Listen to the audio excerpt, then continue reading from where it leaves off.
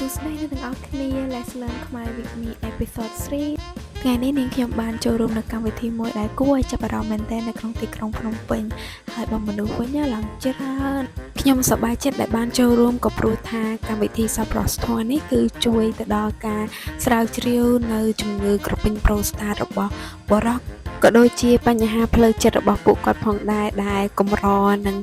មានអ្នកដែលយកចិត្តទុកដាក់ណាថាវិការដែលបានមកនោះបានមកពី rider អ្នកជិះម៉ូតូធំទាំងអស់ដែលគាត់បានចុះឈ្មោះចូលរួមជិះ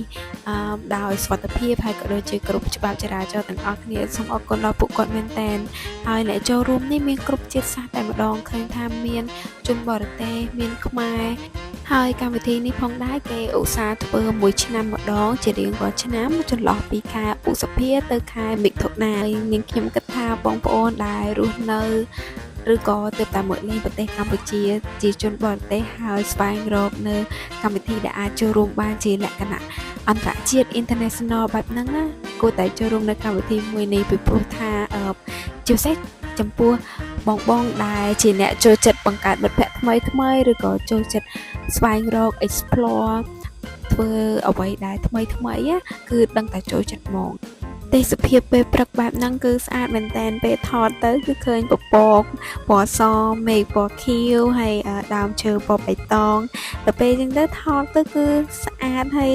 ពេលដែលជិះហ្នឹងគឺស្រស់ស្រាយមែនតើខ្យល់បក់មករួចវិចជាមួយនឹងទេសភាពបែបហ្នឹងណាគឺ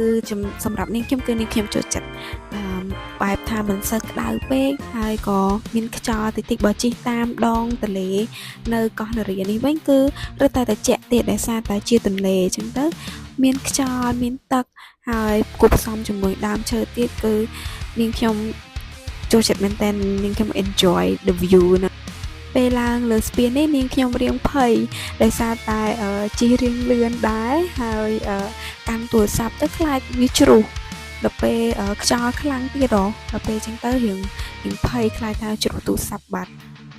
ប៉ុន្តែក្នុងចិត្តពេលហ្នឹងគិតថាអត់អីទេដើម្បីបានមួយវីដេអូទៀតដើម្បីមកធ្វើ Let's Learn Khmer with me អញ្ចឹងអត់កើតទេត្រូវតែថតឲ្យបានទៅដាក់ចិត្តមួនហ្មងតាំងសតិថាត្រូវតែបាននៅវីដេអូទៅពេលមានណាថតត្រឹមនេះគឺអាឡុតថ្មឆឹងបាយអរគុណ